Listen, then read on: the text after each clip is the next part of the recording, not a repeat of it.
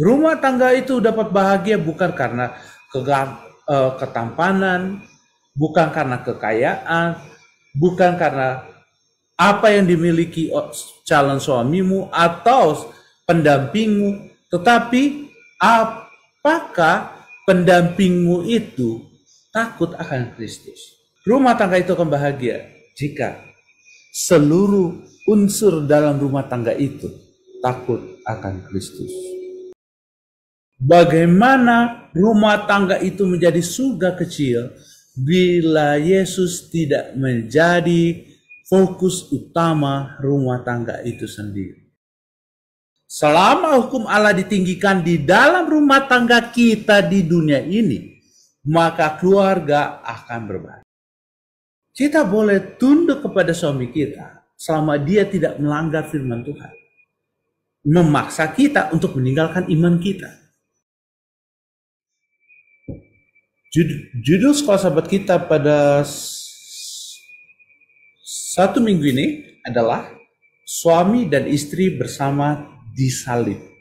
Hai suami, kasihlah istrimu sebagai Kristus telah mengasihi jemaat dan telah menyerahkan dirinya baginya menguduskannya, sesudah ia menyucikannya dan memandikannya dengan air dan firman, supaya dengan demikian ia menempatkan jemaat di hadapan dirinya dengan cemerlang, tanpa cacat atau kerut atau yang serupa itu, tetapi supaya jemaat kudus dan tidak bercela. Efesus 5 ayat 25-27.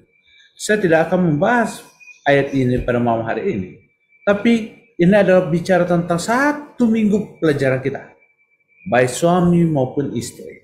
Namun pelajaran untuk pada malam hari ini, sebelumnya saya ingin sedikit aja menekankan bahwa seminggu ini kita akan membahas tentang bagaimana baik suami, istri sama-sama disalib, bersama disalib.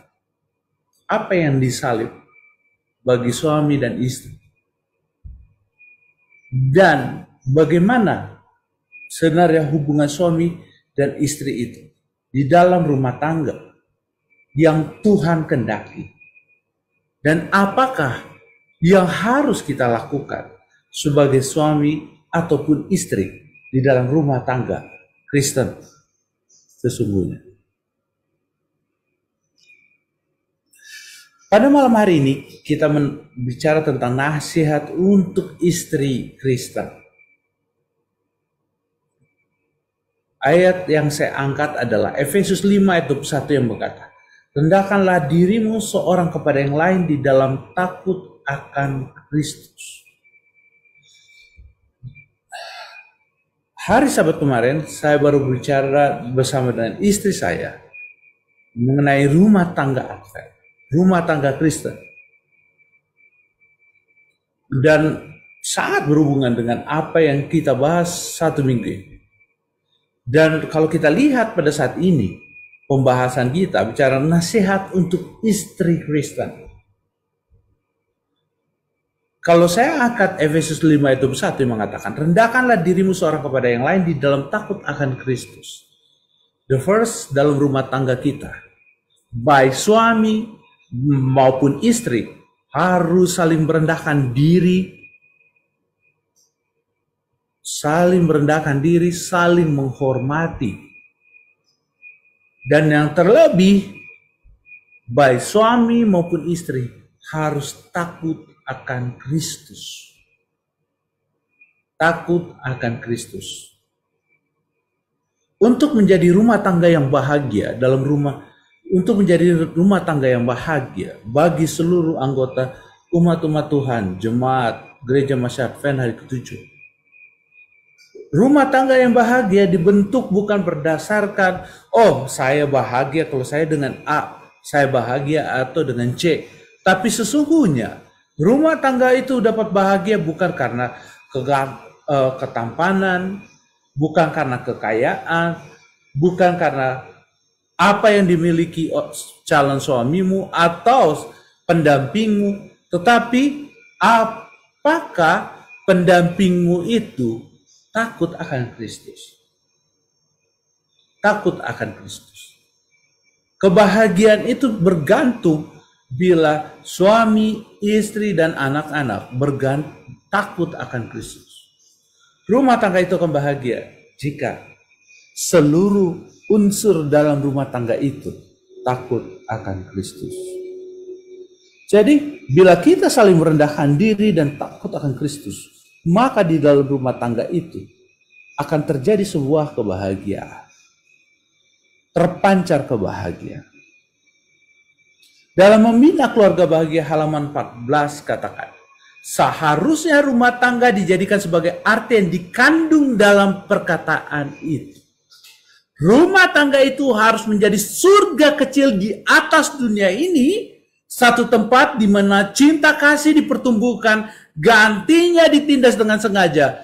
Kebahagiaan kita bergantung atas pemeliharaan cinta kasih, belas kasihan, dan ramah tamah yang benar terhadap satu dengan yang lain. Rumah tangga itu harus menjadi surga kecil di atas dunia ini. Bagaimana rumah tangga itu dapat menjadi bahagia di dalam, menjadi surga kecil di atas dunia ini kalau orang ayah dan ibu selalu berantem?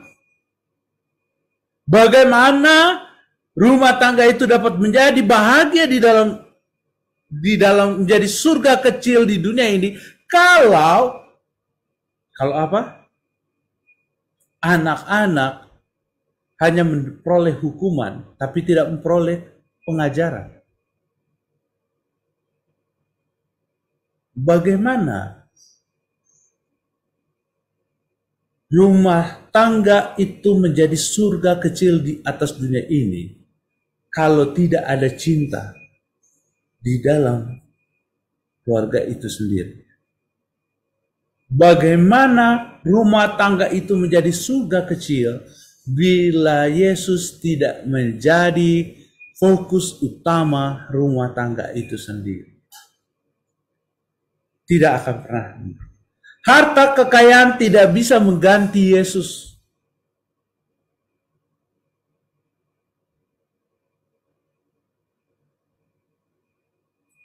Posisi atau jabatan tidak pernah bisa menggantikan Yesus sehingga membuat keluarga itu jadi bahagia. Bila seluruh unsur dalam rumah tangga itu, ayah, ibu, dan anak-anak mencintai Yesus, maka rumah tangga itu akan menjadi bahagia.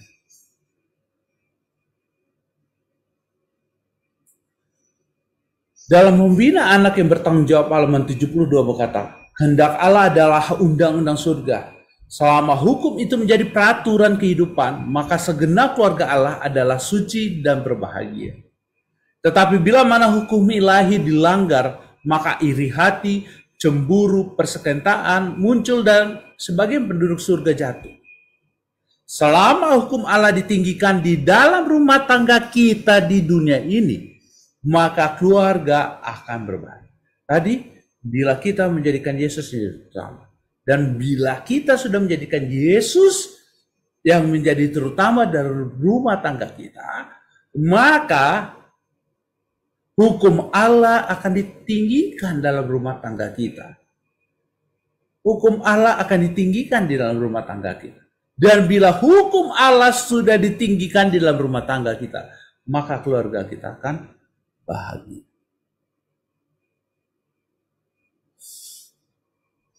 Matius 6 ayat 33. Tetapi carilah dahulu kerajaan Allah dan kebenarannya, maka semuanya itu akan ditambahkan kembali kepadamu. Ingat tadi, pertama Yesus, hukum Allah. Dan ketiga adalah mencari dahulu kerajaan Allah. Nah, kita akan lihat. Kenapa tiga ini saya katakan terlebih dahulu? Cari dahulu. Jadikan Allah yang terutama.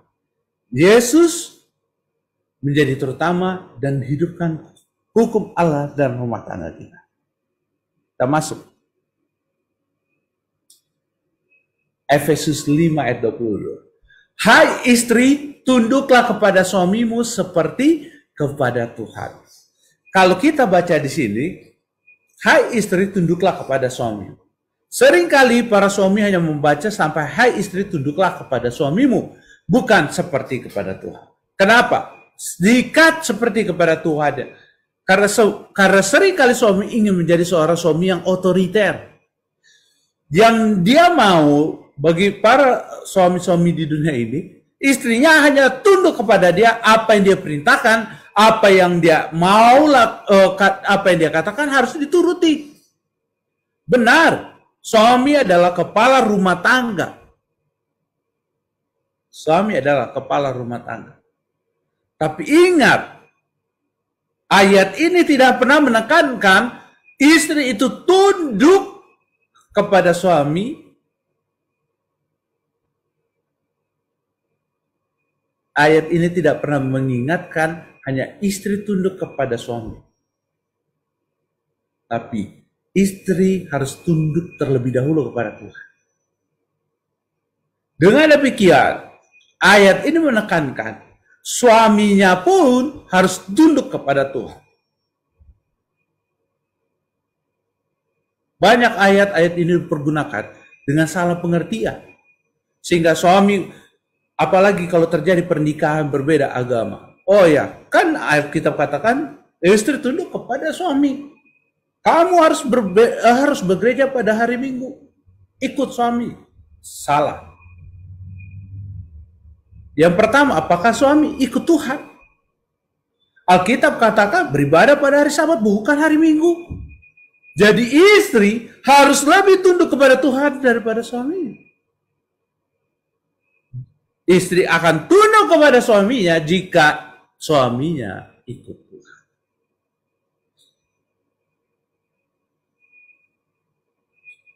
Namun di sini dikatakan 1 Petrus 3 ayat 1 katakan, demikian juga kamu hai istri-istri tunduklah kepada suamimu. Ini bicara tentang apa? Supaya jika ada di antara mereka yang tidak taat kepada firman, mereka juga tanpa perkataan dimenangkan oleh kelakuan istrinya. Nah, ini yang sangat penting. Kita boleh tunduk kepada suami kita selama dia tidak melanggar firman Tuhan. Memaksa kita untuk meninggalkan iman kita. Tetapi bila dia sudah memaksakan kita untuk meninggalkan iman kita, kita para istri harus lebih tunduk kepada Tuhan daripada kepada suami. Dan di sini dikatakan, namun jangan juga istri-istri walaupun dikatakan seperti itu, perlakuannya, oh saya ikut Tuhan. Saya ikut Tuhan karena kamu ini. Oh ya, saya akan ke gereja. Habis itu sampai di rumah, setiap kali suaminya nggak dimasakin. Tidak, bukan seperti itu. Yang Tuhan mau istri tunduk kepada suami, taat kepada suami, namun lebih taat kepada Tuhan. Bila apa yang dilakukan suami itu menentang dengan apa yang firman Tuhan katakan, kita berhak memilih untuk ikut Tuhan. Tapi jangan dengan marah-marah. Jangan dengan membenci suami kita. Karena apa? Kesalahan yang kita lakukan adalah seringkali kita lupa dengan kelakuan kita. Karena sesungguhnya dari awal dikatakan, kita istri-istri, setiap wanita itu atau istri-istri itu harus memiliki kelakuan Kristus. Dengan demikian, kalau seluruh istri-istri itu memiliki kelakuan Kristus, dia dapat memenangkan suami yang tidak taat. Saya ingin kesaksian sedikit. Saya dapat katakan nombor saya. Nombor saya menikah dengan seorang yang beragama Islam. Bertahun-tahun dia layani suaminya dengan baik. Tapi pada hari Sabat dia bawa anak-anaknya ke gereja. Saya tidak mau sebut namanya. Walaupun nombor saya ini sudah beristirahat dalam Tuhan. Dia kelakuannya begitu baik. Dia melayani suaminya dan pada hari Sabat dia bawa anaknya ke gereja. Pada saat dia berdoa, seringkali diganggu oleh suami. Tapi dia tetap berdoa. Dan habis dia berdoa, dia melayani suaminya dengan begitu baik. Satu saat, saudara tahu, dia membawa suaminya ikut menjadi anggota gereja Maseven hari ke-7.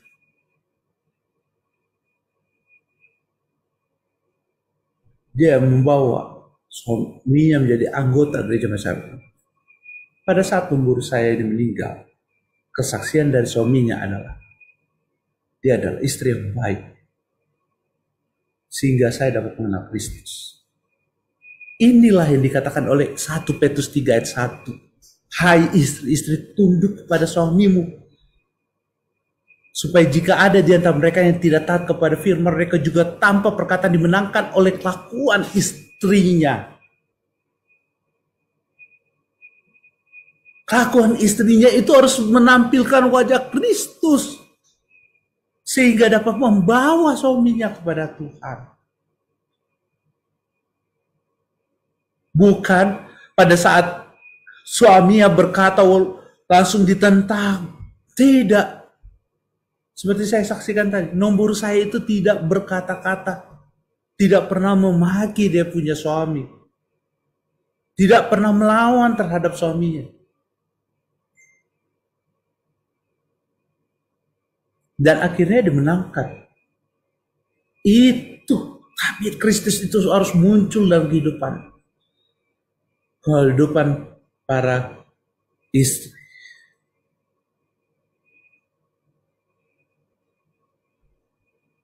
Satu Petrus 3 ayat 5 katakan, sebab demikian caranya perempuan-perempuan kudus dahulu berdandan. Apa itu caranya perempuan kudus dahulu berdandan? Yaitu perempuan-perempuan yang menaruh pengharapan kepada Allah, yaitu, lihat, perempuan-perempuan yang perempuan kudus yang dahulu berdandan, yaitu perempuan-perempuan yang dahulu menaruh pengharapannya kepada Allah.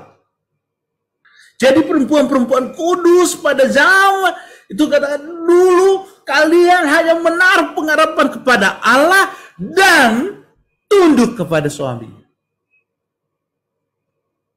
Artinya, jadikan Allah utama dalam kehidupan para istri. Sehingga pada saat tunduk kepada suaminya, dia akan melayaninya seperti melayani kepada Tuhan.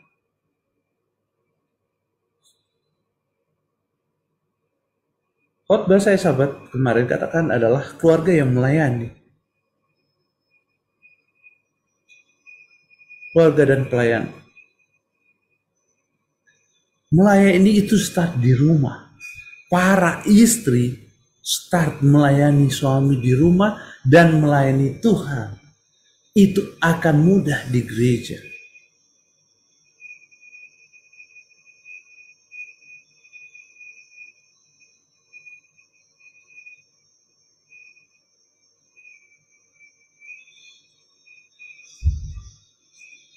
Sering timbul pertanyaan, apakah seorang istri tidak memiliki kemauannya sendiri? Kitab suci menjelaskan dengan tegas bahwa suami itulah kepala rumah tangga. Hai istri, hendaklah kamu tunduk kepada suamimu. Kalau nasihat ini berakhir di situ, kita boleh mengatakan bahwa kedudukan istri bukanlah satu kedudukan yang dikendaki. Itu adalah satu kedudukan yang sangat berat dalam banyak hal menyusahkan. Dan lebih baik kalau pernikahan itu sedikit saja. Banyak suami berhenti pada perkataan, hai istri, hendaklah kamu tunduk. Tetapi kita akan membaca kesimpulan nasihat itu yang berbunyi, seperti kepada Tuhan. Seperti saya katakan tadi. Seringkali orang baca sampai apa? Hai istri, tunduklah kepada apa? Tunduklah kepada suami. Tapi ingat, seperti kepada Tuhan itu harus dibaca. Karena apa? Itu adalah satu kesatuan. Bagaimana istri dalam rumah tangga itu berperan untuk melayani suami seperti melayani Tuhan. Dan jadikan yang Tuhan yang terutama dalam kehidupannya. Dalam Membina Keluarga Bahagia halaman 108 mengatakan, Allah menuntut istri selalu taat dan memuliakan Allah. Apakah di situ tulisan ini mengatakan Allah menuntut istri selalu taat dan memuliakan suaminya? Tidak. Allah menuntut istri selalu taat dan memuliakan Allah. Penurutan yang sesama dilakukan hanya kepada Tuhan Yesus Kristus yang telah menebus dia sebagai anaknya dengan sendiri dengan nilai nyawanya yang tidak ternilai itu. Allah telah memberikan kepadanya suatu hati nurani yang tidak boleh dilanggar tanpa hukuman. Kepribadiannya tidak boleh dilebur ke dalam kepribadian suaminya dalam segala hal. Apabila dia mengetahui dengan melakukan yang demikian, bencana akan datang kepada tubuh dan rohnya yang telah ditebus dari perhambaan setan. Ada seorang yang berdiri lebih tinggi daripada suami bagi sang istri. Ini harus diingat para suami. Ada seorang yang berdiri lebih tinggi daripada suami bagi sang istri, yaitu penebusnya. Dan penyerahannya kepada suaminya harus diberikan sebagai petunjuk yang diberikan Tuhan seperti kepada Tuhan. Jadi, para istri, penyerahan yang tertinggi adalah kepada Tuhan dan posisi yang lebih tinggi daripada suami adalah Tuhan penebus. Allah menuntut istri selalu taat dan memuliakan Allah. Allah meminta para istri-istri Kristen untuk menjadikan Tuhan yang terutama, menjadi Yesus yang terutama dalam kehidupan. Dan pada saat dia melayani suaminya, layani suaminya seperti melayani Yesus.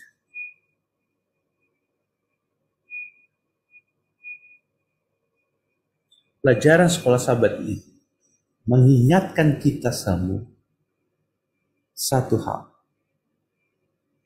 Para istri, biarlah menjadikan Tuhan yang terutama.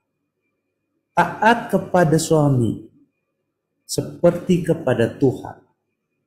Dengan arti Tuhan adalah yang terutama dalam kehidupan. Dan para suami, engkau adalah kepala rumah tangga. Engkau menuntut istrimu tunduk kepadamu.